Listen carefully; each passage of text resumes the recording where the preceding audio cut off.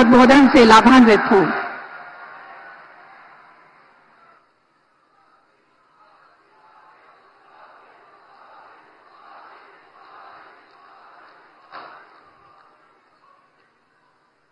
जय भवानी,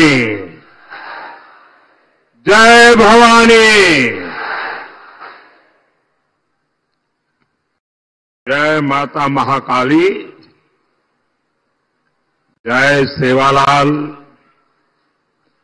जय बिरसा। आपल्या सर्वांना माझा नमस्कार।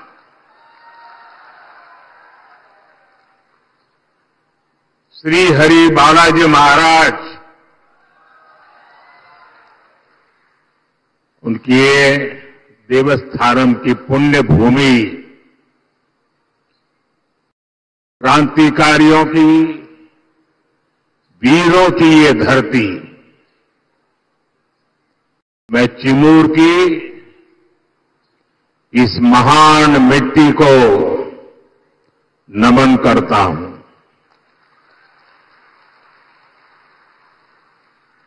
इस भूमि के गोंड सरदार वीर बाबूराव पुल्लेसूर शेलमाके को मैं नमन करता हूं। साथियों, महाराष्ट्र में चुनाव के क्या नतीजे आने वाले हैं, ये आप लोगों ने आज ही दिखा दिया है।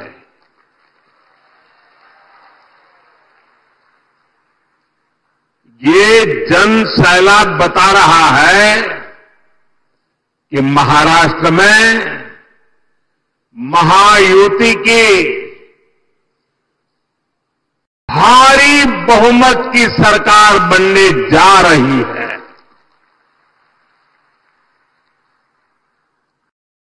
चिमूर की जनता ने और पूरे महाराष्ट्र ने ठान लिया है, भाजपा महायुति आहे तर गती आहे, महाराष्ट्राची प्रगती आहे।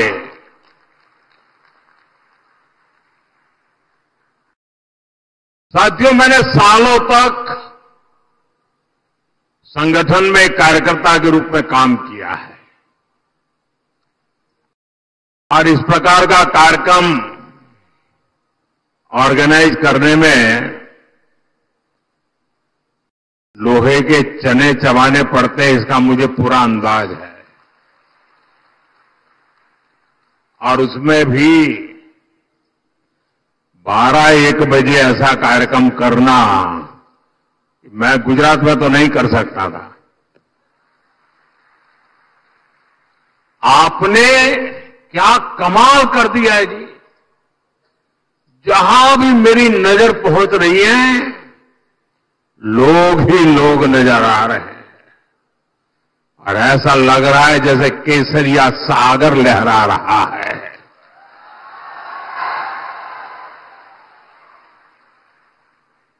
साथियों, मैं आज महाराष्ट्र भाजपा को भी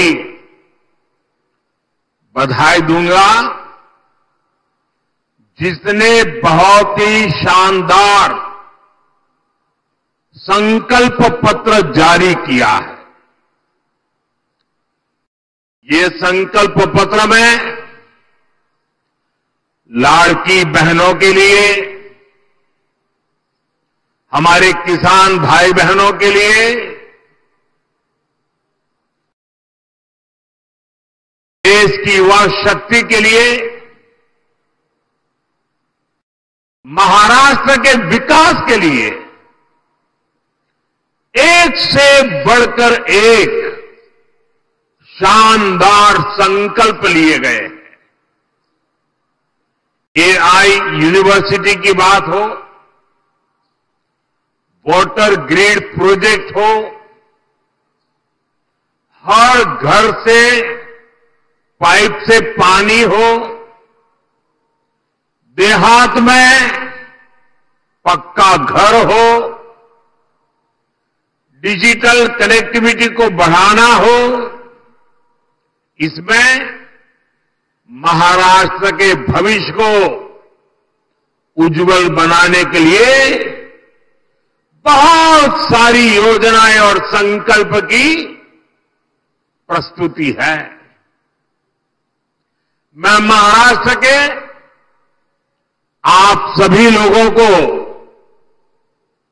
इस संकल्प पत्र के लिए बहुत बहुत बधाई देता हूं। ये संकल्प पत्र अगले 5 साल के लिए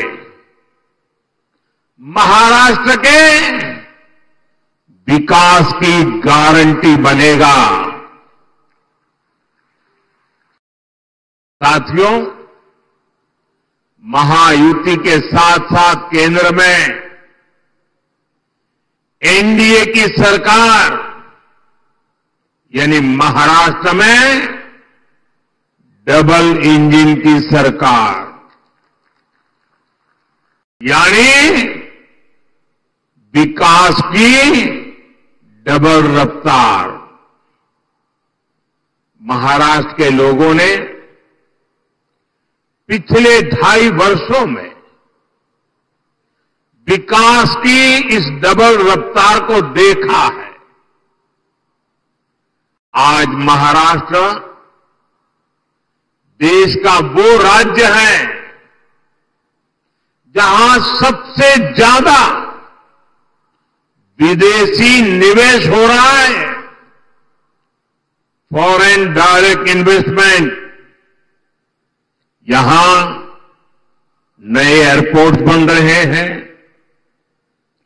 नए एक्सप्रेस वेज बन रहे हैं। आज महाराष्ट्र में करीब 1 दर्जन वंदे भारत ट्रेनें चल रही है। राज्य के 100 से ज्यादा स्टेशनों का कायाकल्प किया जा रहा है। राज्य में कई रेल मार्गों का विस्तार हो रहा है। साथियों, महायुति की सरकार किस स्पीड से काम करती है और ये अगाड़ी वालों की जमात कैसे कामों को रोकते हैं, चंद्रपुर के लोगों से बेहतर ये बात और कौन जानेगा। यहां के लोग दशकों से रेल कनेक्टिविटी की मांग कर रहे थे, लेकिन कांग्रेस और अगाड़ी वालों ने कभी भी ये काम होने नहीं दिया। हमारी सरकार ने कांपा वरोरा रेलवे लाइन को मंजूरी दी। नागपुर से गढ़चिरौली रेलवे लाइन का काम भी अब बस पूरा होने की तैयारी में है। इससे किसको सुविधा मिलेगी? आपको ये सुविधा मिलेगी, आपका समय बचेगा, आपका पैसा बचेगा। भाइयों बहनों, महाराष्ट्र का तेज विकास ये अगाड़ी वालों के बस की बात नहीं है भाई।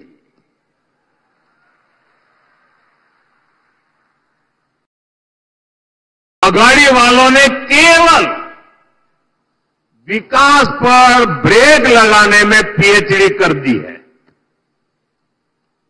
कामों को अटकाना, लटकाना और भटकाना, ये कांग्रेस वाले तो इसमें डबल पीएचडी है, एक्सपर्ट है। 2.5 साल में इन्होंने मेट्रो से लेकर वाडवण पोर्ट और समृद्धि महामार्ग तक हर विकास परियोजनाओं को रोकने का काम किया।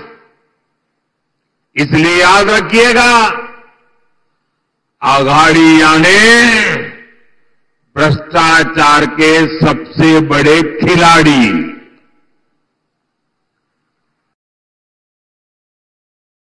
ये आघाड़ी यानी खिलाड़ी। आप इन्हें दोबारा लूट का लाइसेंस मिलने देंगे क्या? जरा पूरी ताकत से बताइए, मिलने देंगे क्या? लूट करने देंगे क्या? खजाना भरने देंगे क्या? साथियों, मैं आपसे पूछना चाहता हूं, जरा पूरी ताकत से जवाब दीजिए। आप महाराष्ट्र की प्रगति पर ब्रेक लगने देंगे क्या? साथियों, कांग्रेस और उसके साथी दल हिंसा और अलगाववाद पर राजनीतिक रोटियां सेकते हैं। अभी कुछ ही दिन पहले जम्मू कश्मीर की विधानसभा में क्या हुआ, पूरे देश ने देखा है। आपने भी टीवी में देखा होगा, अखबारों में पढ़ा होगा, सोशल मीडिया में आया होगा। ये हमारा जम्मू एंड कश्मीर दशकों तक अलगाववाद और आतंकवाद में जलता रहा। महाराष्ट्र के मेरे कितने ही वीर जवान मातृभूमि की रक्षा करते करते जम्मू कश्मीर की धरती पर शहीद हो गए। और ये हालत बनी कैसे? ये पाप पनपा कैसे? जिस कानून की आड़ में, जिस धारा की आड़ में ये सब हुआ, वो धारा थी 370, और ये 370 धारा कांग्रेस की देन थी। और जैसे ही हमने 370 को खत्म किया, कश्मीर को भारत और भारत के संविधान से पूरी तरह नाता जोड़ा।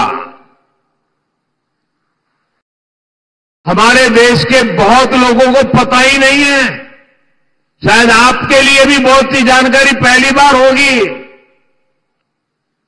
बाबा साहब आंबेडकर ने जो संविधान बनाया, जो संविधान पूरे देश ने स्वीकार किया, लागू किया, लेकिन आपको जानकर के दुख होगा कि संविधान की माला जपने वाले लोगों ने 7 दशक से भी ज्यादा समय जम्मू कश्मीर में बाबा साहब आंबेडकर के दिए हुए संविधान को लागू नहीं किया था। 7 दशक तक देश आजाद होने के बाद जब तक मोदी नहीं आया, तब तक इस देश में 2 संविधान चलते थे।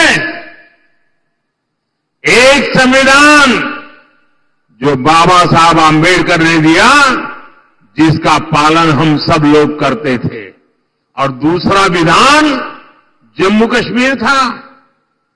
जम्मू कश्मीर का हाईकोर्ट का जज शपथ लेता था, भारत के संविधान के नाम पर नहीं। जम्मू कश्मीर का मुख्यमंत्री शपथ लेता था, भारत के संविधान के नाम पर नहीं। कारण 370 की ऐसी दीवार थी जो बाबा साहब के संविधान को जम्मू कश्मीर में घुसने नहीं देती थी। ये मोदी को आपने आशीर्वाद दिया और 370 को हमेशा हमेशा के लिए हमने जमीन में गाड़ दिया दोस्तों। लेकिन कांग्रेस वालों को, उनके साथियों को ये बात पच नहीं रही है और इसलिए कांग्रेस और उसके साथी कश्मीर में फिर से धारा 370 वापस लाकर के लागू करने का प्रस्ताव सदन में लाए हैं, सदन में पास करवा रहे हैं। जरा कांग्रेस वालों को पूछिए, उनके साथियों को पूछिए कि जो धारा 370 खत्म हो गई, जिस जम्मू कश्मीर में भारत का संविधान पैर नहीं रख सकता था, उस जम्मू कश्मीर में भारत का संविधान पहुंचा। क्या आप फिर से इसको रोक लोगे? ये लोग वो काम कर रहे हैं जो काम पाकिस्तान चाहता है। मैं जरा यहां के लोगों से पूछना चाहता हूं, क्या कांग्रेस को ये करने देंगे आप? ये करने देंगे? 370 वापस आने देंगे? जम्मू कश्मीर को हमसे दूर रखने देंगे? उनके और उनके साथियों को सजा देंगे? साथियों, हमारे चंद्रपुर के इस क्षेत्र ने भी दशकों तक नक्सलवाद की आग को झेला है। इस क्षेत्र ने क्या कुछ नहीं सहा। नक्सलवाद के कुचक्र में कितने ही युवाओं का जीवन बर्बाद हो गया। हिंसा का खूनी खेल चलता रहा। औद्योगिक संभावनाओं ने यहां दम तोड़ दिया। कांग्रेस उसके साथियों ने आपको सिर्फ और सिर्फ खूनी खेल दिए हैं। ये हमारी सरकार है जिसने नक्सलवाद पर लगाम लगाई है। आज ये पूरा क्षेत्र खुल करके सांस ले पा रहा है। अब चिमूर और गढ़चिरौली के क्षेत्र में नए अवसर बन रहे हैं। इस क्षेत्र में नक्सलवाद फिर से ना हावी हो जाए, इसके लिए आपको कांग्रेस और उसके साथियों को यहां फटकने भी नहीं देना है। मेरी बात मानोगे ना? जरा जोर से बताइए, मानोगे ना? साथियों, बीजेपी और महायुति सरकार हमारा जो सबका साथ सबका विकास का मंत्र है, उसी को लेकर के हम काम कर रहे हैं।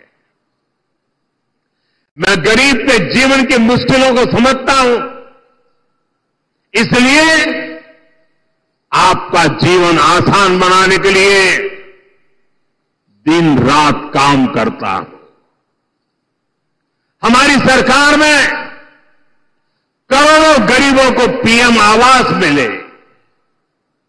हमारी सरकार में करोड़ों गरीबों को मुफ्त इलाज की गारंटी मिली। नई सरकार बनते ही हमने आयुष्मान योजना का लाभ 70 वर्ष से अधिक उम्र के सभी बुजुर्गों को भी दे दिया। हमने गांव-गांव सड़क पहुंचाई, बिजली पहुंचाई, करोड़ों परिवारों को जल जीवन मिशन के तहत पानी का कनेक्शन मिला। अकेले चिमूर में ही 16 लाख परिवारों को मुफ्त राशन मिल रहा है, ताकि गरीब के घर का चूल्हा जलता रहे। गरीब कल्याण की योजनाओं का सबसे ज्यादा लाभ हमारे वंचित समाज को हुआ है। दलित हो, पीड़ित हो, शोषित हो, आदिवासी हो, ओबीसी हो, उनको मिला। और ऐसे ही प्रयासों से पिछले 10 साल में 25 करोड़ लोग गरीबी से बाहर निकले हैं। महायुति की सरकार इस क्षेत्र में भी गरीबों को मजबूत करने के लिए, उन्हें नए अवसर देने के लिए काम करेगी। साथियों, हमें महाराष्ट्र को समृद्ध बनाने के लिए हमारे किसानों को समृद्ध बनाना है। आज यहां किसानों को पीएम किसान सम्मान निधि का फायदा मिल रहा है। महायुति सरकार साथ में नमो शेतकरी योजना का डबल फायदा भी दे रही है। चंद्रपुर जिले में और इस क्षेत्र में धान की पैदावार भी होती है। आणि तुमच्या चिन्नोरची चव किती मधुर असते। आप सभी को महाराष्ट्र भाजपा की घोषणाएं बहुत मदद करने वाली है। साथियों, हमारी सरकार सोयाबीन किसानों को संकट से उबारने के लिए भी आर्थिक सहायता दे रही है। सोयाबीन किसानों को अलग से 5,000 रुपये दिए जा रहे हैं। महायुति की सरकार ने सोयाबीन का न्यूनतम समर्थन मूल्य 6,000 प्रति क्विंटल करने का भी वायदा किया है। हमने प्याज निर्यात शुल्क को भी कम किया है, ताकि हमारे किसान भाइयों की आय बढ़े। भाइयों और बहनों, महाराष्ट्र में किसानों का कांग्रेस और अघाड़ी की सरकार ने बहुत नुकसान किया है। आपको याद है, अपने शासन में इन्होंने जलयुक्त शिवार योजना को रोक दिया था। महायुति सरकार ने यह काम फिर से शुरू किया। बीते वर्षों में नीलवंडे बांध और कैनाल के काम पूरे हुए। विशाल गोसीखुर्द प्रोजेक्ट भी अब पूरा होने जा रहा है। साथियों, चंद्रपुर के तो बैम्बू दुनिया भर में मशहूर है। ये हमारी सरकार है जिसने बैम्बू से जुड़े अंग्रेजों के जमाने के पुराने नियमों को बदला, कानूनों को बदला, जिसके लिए आपके लिए बैम्बू की खेती आसान हो जाए। गढ़चिरौली और चंद्रपुर में बांस शिल्पकारों की स्किल ट्रेनिंग पर भी हमारी सरकार जोर दे रही है। साथियों, मैं आपको कांग्रेस और उसके साथियों की एक बड़ी साजिश से भी सावधान कर रहा हूं। हमारे देश में आदिवासी समाज की जनसंख्या करीब करीब 10% के आसपास है। कांग्रेस अब आदिवासी समाज को जातियों में बांटकर टुकड़े टुकड़े करके कमजोर करना चाहती है। यहां चिमूर चंद्रपुर में भी बड़ी संख्या में मेरे आदिवासी भाई बहन रहते हैं। कांग्रेस चाहती है कि हमारे आदिवासी भाई एसटी के रूप में उनकी पहचान खो दें, आदिवासी के रूप में उनकी पहचान खो दें, उनकी ताकत से उनकी जो पहचान बनी है वो बिखर जाए। सारे आदिवासी समाज की छोटी छोटी जातियां अपने आप को एसटी के नाते भूल जाए, आदिवासी के नाते भूल जाए, सिर्फ जाति के रूप में याद रखे और आपस में लड़ें, आपकी एकता टूट जाए। ये कांग्रेस का खतरनाक खेल है। कांग्रेस गौंड समाज को राजगौंड से लड़वाना चाहती है, अरग समाज को प्रधान समाज से लड़वाना चाहती है, कांग्रेस पठारी को सरोटी से, हलवा को हलबी से, कोलम को मन्नेर बारलू से लड़वाना चाहती है। आदिवासी समाज जातियों में बटेगा तो उसकी पहचान खत्म हो जाएगी, उसकी ताकत खत्म हो जाएगी। विदेश में जाकर कांग्रेस के शहजादे खुद ये ऐलान कर चुके हैं। इसलिए मैं कहता हूं, हमें कांग्रेस के इस षड्यंत्र का शिकार नहीं होना है, हमें एकजुट रहना है। और इसलिए मेरा तो आपसे एक ही आग्रह है, हम एक रहेंगे तो सेफ रहेंगे, हम एक रहेंगे तो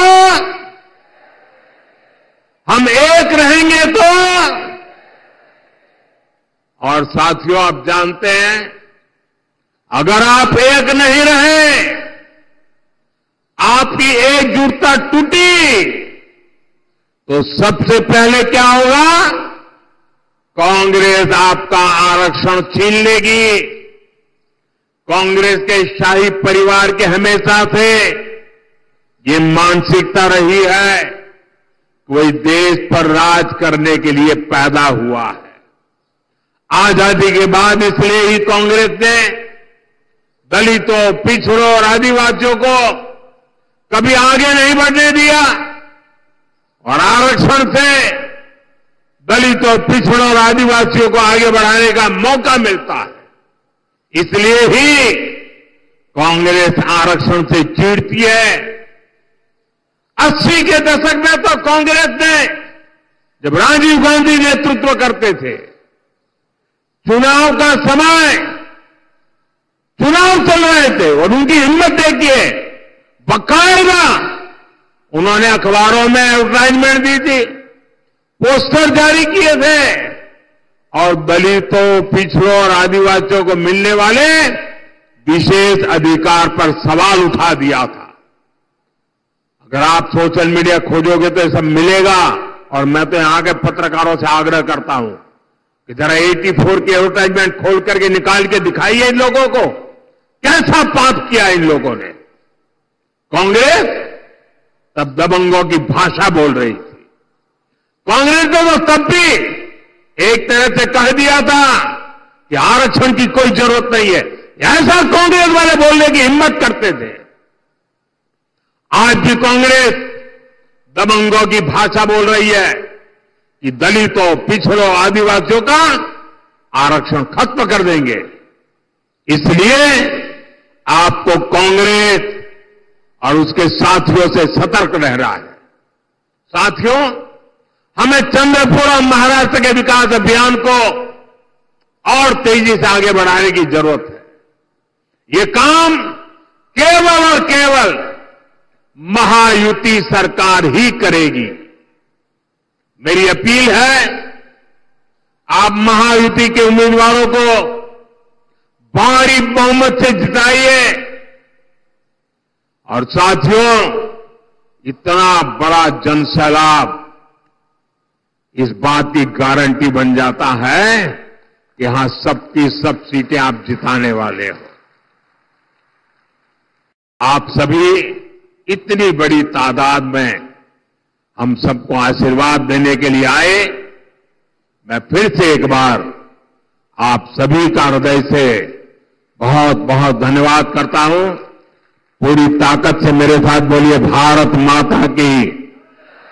दोनों हाथ ऊपर करके पूरी ताकत से बोलिए, भारत माता की, भारत माता की, भारत माता की, भारत माता की। बहुत बहुत धन्यवाद।